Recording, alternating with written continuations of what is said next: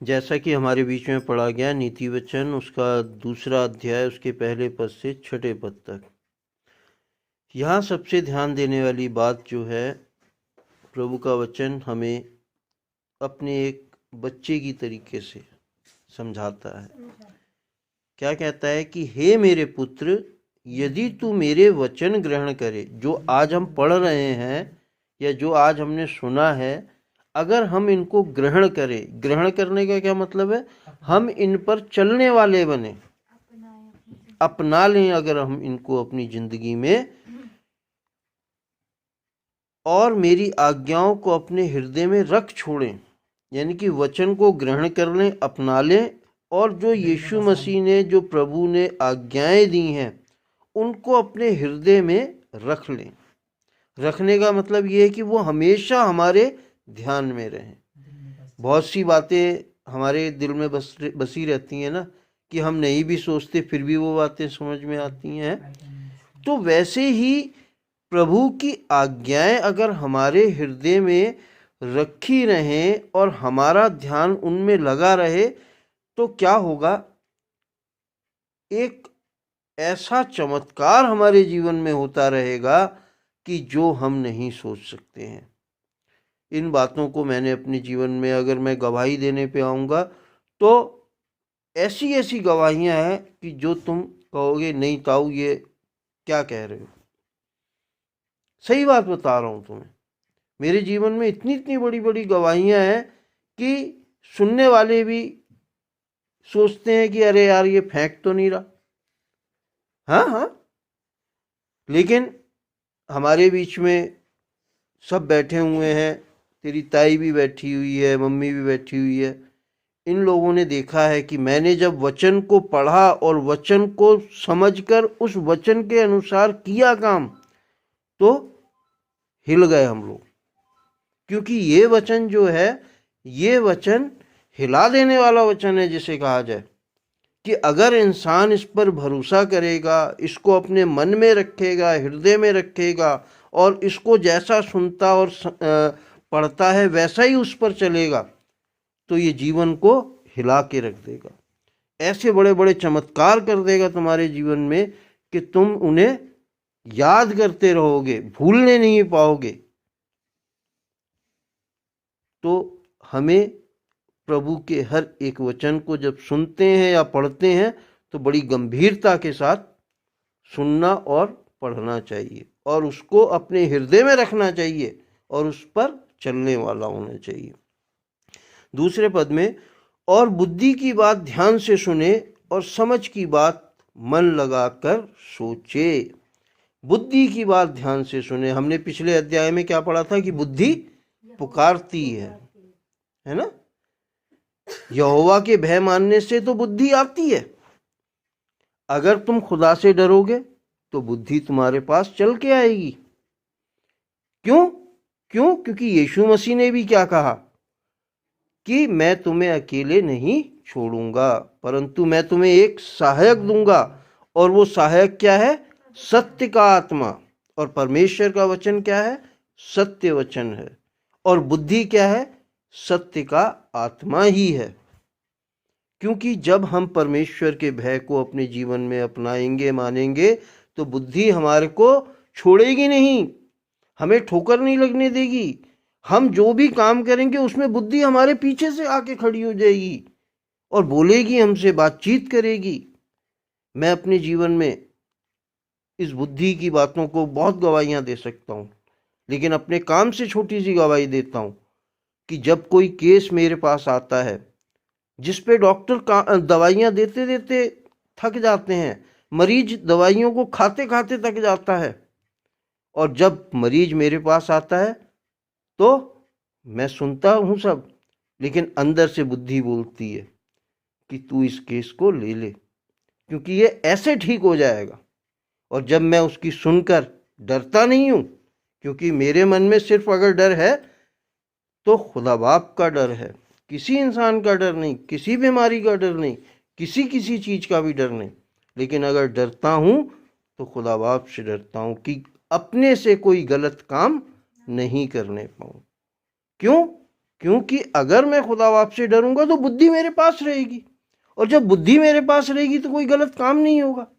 और बुद्धि के पाने से क्या होता है, हमने पिछले अध्याय में क्या पढ़ा था कि तुझे काम करने में भी प्रवीणता मिलेगी, यानी कि जो कुछ तू काम करेगा उसको बुद्धि के द्वारा तेरे को उसकी सहायता मिलेगी। उस काम को करने का एक बेहतरीन तरीका, प्रवीणता का मतलब है बेहतरीन तरीका तेरे को मिलेगा और तू उस काम में सफल होगा, है। तो इसलिए बुद्धि की बात ध्यान से सुने और समझ की बात पर मन लगाकर सोचे। जब बुद्धि तुझे बात करेगी, तुझे ज्ञान देगी, तो तेरे को समझना पड़ेगा उसको और सोचना पड़ेगा कि ये बात अगर बुद्धि ने मुझसे कही है तो मैं इस पे गौर करूं। और गौर करना चाहिए हमें, क्योंकि बुद्धि कहाँ कहाँ बोलती है, अंदर से भी बोलती है, चौकों से भी बोलती है, बाजारों से भी बोलती है, एक दूसरे के लिए भी बोलती है। विजय कहाँ से मिलती है, आगे हम नीति वचन में पढ़ेंगे। इंसान को विजय कहाँ से मिलती है संसार पर, यहोवा की ओर से तो मिलती है, लेकिन बहुत सी सलाहों को मानने से बुद्धि विजय मिलती है। नीति वचन में आगे पढ़ेंगे, अभी पढ़ते जाएंगे। लिखा है बहुत सी, लिखा हुआ है कि बहुत से मंत्रियों की सलाह से विजय प्राप्त होती है। अगर हम किसी की बात नहीं मानेंगे, किसी की सलाह नहीं लेंगे और कोई काम हम करते रहेंगे तो ठोकर खा सकते हैं। लेकिन अगर किसी काम को करने के लिए 10 लोगों की सलाह हमें मिलेगी कि हाँ भाई ये काम कर लो, ठीक है, हाँ भाई ये काम कर लो, ठीक है, हाँ भाई ये काम कर लो, ठीक है, तो हमें वो काम में सफलता मिलेगी। तो हमें समझ पर मन लगाकर सोचना चाहिए। तीसरे पद में, और प्रवीणता और समझ के लिए अति यत्न से पुकारें, खुदा बाप से मांगें कि तू जो काम हमें दे हम उसे बेहतरीन तरीके से कर सके, कि हमारे काम के द्वारा परमेश्वर की महिमा हुए, है। और सब जानते हैं, मैं बार बार अपनी गवाही देके अपने आप को बड़ा नहीं बनाना चाहता, लेकिन खुदा बाप ने जो मुझे काम दिया है और उसमें जो मेरे को बुद्धि के द्वारा प्रवीणता दी है, लोग वाग मेरे को खुदा बाप का दर्जा देते हैं। ये बड़ाई की बात नहीं है, ये भी खुदा बाप की बड़ाई की बात है कि लोग वाग मुझे तुम्हारे जरिए खुदा का नाम ऊंचा करो।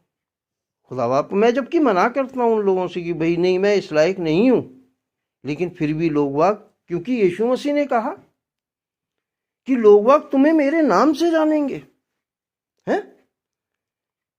अगर तुम जगत की ज्योति हो, तुम्हारे ही से तो अंधकार दूर होगा। और संसार में ज्योति बनकर कौन आया, यीशु मसीह, और उसने हमें अपनी जगह ठहरा दिया। इसलिए लोग जब कहते हैं तो मुझे खुशी भी होती है अंदर से कि सच बात है कि खुदा बाप मेरे साथ है। क्यों? क्योंकि उसने कहा कि मैं जगत में ज्योति बनकर आया हूं ताकि अंधकार को दूर करूं, और उसने हमें भी क्या ठहराया है, ज्योति ठहराया है कि हम भी अंधकार को दूर करें। तो प्रवीणता और समझ के लिए अति यत्न से हमें पुकारना चाहिए कि खुदा बाप जो कुछ तू काम हमें दे उसमें हमें बेहतरीन तरीका दे करने का, कि हम उस काम को जब करें तो तेरा नाम ऊंचा होए। चौथे पद में, और उसको चांदी की नाई ढूंढें और गुप्त धन के समान उसकी खोज में लगे रहें। किसकी? खुदा बाप की।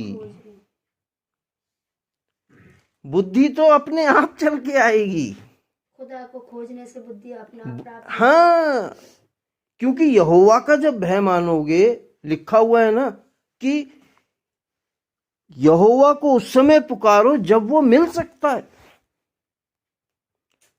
लिखा हुआ है कि तड़के भोर को उठ के उसे पुकारो, तुम्हारी मनोकामना पूरी है। परमेश्वर, हम लोगों को तड़के उठना चाहिए, भोर को उठ के उसको पुकारना चाहिए, उसको ढूंढना चाहिए, वो जबकि दूर नहीं है हम में से किसी से। ये नहीं है कि ढूंढने का मतलब कि अरे हम वहां चले जाएं, हम वहां जाएं, हम इधर जाएं, हम यरूशलेम पहुंच जाएं, वहां खुदा मिल जाएगा। नहीं, खुदा बाप तो मिलेगा मन में। और कब मिलेगा? जब हम उसका डर रखेंगे अपने जीवन में। और डर कैसे रखेंगे? जो जो उसने आज्ञाएं दी हैं उनको मानकर, उन पर चलकर, कि हमसे कोई गलत काम ना होने पाए। तो हमें क्या है, खुदा बाप को चांदी की नाई ढूंढें और गुप्त धन के समान उसकी खोज में लगे रहें। क्योंकि लिखा हुआ है कि महिमा का धन कौन है? यीशु मसीह। महिमा का धन कौन है? खुदा बाप।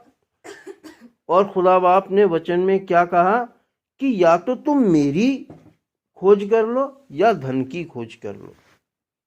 परमेश्वर पिता ने किस अपने आप को और धन को बराबर ठहराया? तुम चाहो तो खुदा बाप की खोज में लगे रहो, उसको गुप्त धन की तरह सोचो और ढूंढो। चाहो तो तुम धन के पीछे भागते रहो। यीशु मसीह ने भी क्या कहा कि इसलिए पहले तुम उसकी और उसके धर्म की खोज करो तो संसार की हर वस्तु तुम्हें मिल जाएगी। तो हमें क्या है कि गुप्त धन को जैसे इंसान ढूंढता है उस तरीके से लगन के साथ, एक प्रवीणता के साथ, एक बेहतरीन तरीके से हमें खुदा बाप की खोज में लगे रहना चाहिए कि जब वो मिल सकता है हम उसे ढूंढें। 5वें पद में, तो तू यहोवा के भय को समझेगा और परमेश्वर का ज्ञान तुझे प्राप्त होगा। इस संसार में सब कुछ मिटने वाला है। हम बड़े से बड़ा धन इकट्ठा कर लें, हम बड़े से बड़े महल बना लें, लेकिन वो सब कुछ क्या है? इस संसार को जब हम छोड़ के जाएंगे तो सब यहीं छूट जाएगा। लेकिन यहोवा, खुदा बाप, यीशु मसीह, पवित्र आत्मा, ये वो बड़े धन है कि इस संसार में भी हमारे काम आएंगे और इस संसार को जब हम छोड़ के जाएंगे तो और कहीं बढ़कर हमारे लिए काम आएंगे। इसलिए खुदा बाप ने धन को और अपने आप को इक्वल रखा और हमारी इच्छा पे छोड़ दिया कि हम चाहें जिसकी खोज करें, चाहे तो इस नाशमान धन की खोज करें, चाहे तो हम जीवित परमेश्वर की खोज करें, जिसे अगर हम पा जाएंगे तो वो अनमोल खजाना पा जाएंगे जो कभी खत्म नहीं होगा, जो कभी खत्म नहीं होगा। ये धन खत्म हो सकता है, ये सब चीजें खत्म हो सकती हैं, लेकिन अगर खुदा बाप को पालोगे, उसका डर अपने हृदय में रखोगे, हर बुराई से दूर रहोगे, उसकी आज्ञाओं को मानोगे और उसकी आज्ञाओं को अपने हृदय में रख छोड़ोगे और उसके वचनों पे चलने वाले बनोगे, तो यहोवा, परमेश्वर पिता, यीशु मसीह वो धन है जो कभी खत्म नहीं होगा। इस युग में भी काम आएगा और जब हम इस युग को, जीवन को, दुनिया को छोड़ के जाएंगे तो कहीं बढ़कर हमारे काम आएगा। है 6ठे पद में, क्योंकि बुद्धि यहोवा ही देता है, ज्ञान और समझ की बातें उसी के मुंह से निकलती हैं। उसने क्या किया है? हमें अपनी समानता और स्वरूप में बनाया है। लिखा हुआ है ना कि परमेश्वर ने मनुष्य को अपनी समानता में और अपने स्वरूप में बनाया। अब क्या हम उसकी समानता में हैं? स्वरूप में तो हैं, स्वरूप में तो हैं हम लोग, लेकिन क्या हम उसकी समानता में हैं? उसकी समानता में हम कैसे आएंगे? लिखा है यहोवा के, क्योंकि बुद्धि यहोवा ही देता है और ज्ञान और समझ की बातें उसी के मुंह से निकलती हैं। जब हम खुदा का भय मानेंगे, प्रभु का डर मानेंगे, पिता परमेश्वर की आज्ञाओं को मानेंगे, तो हम उसके समानता में आ जाएंगे। और जब हम उसके समान हो जाएंगे तो हमारे लिए फिर क्या चाहिए? सब कुछ हमारा है। जब खुदा बाप ने इस संसार को बनाया, परमपिता ने जब इस संसार को बनाया, तो क्या कहा कि जाओ मैं तुम्हें अधिकार देता हूं इस सारी सृष्टि के ऊपर। अगर हम उसको मान लेंगे, उसके भय को समझ लेंगे, तो सारे संसार को हम प्राप्त कर जाएंगे। तो हमें आज के वचन पर, जो हमें एक पुत्र की नाई दिया गया है, बड़े समझाते हुए हमें ध्यान में रखना चाहिए और वचनों को अपने हृदय में रखना चाहिए और प्रभु के भय को अपने हृदय में रखना चाहिए और वचन और आज्ञा के अनुसार अपने जीवन को चलाना चाहिए, ये सोचकर कि हम गलती ना करें। तो हमें वो धन प्राप्त होगा जो कभी नाश होने का नहीं है और हम उसके समान बन जाएंगे जिसने हमें अपने समान बनाया है। पिता परमेश्वर के वचन के पढ़े और सुने जाने पर बहुतायत से आशीष हो प्रभु यीशु मसीह के नाम में। आमीन, आमीन, आमीन। जब जब गुनाह का सोच फिर याद तेरी आई और कलवरी की धारा हृदय से यूं चिल्लाई, यीशु तेरे होते गुनाह मैं कैसे करूं, यीशु तेरे होते खता मैं कैसे करूं।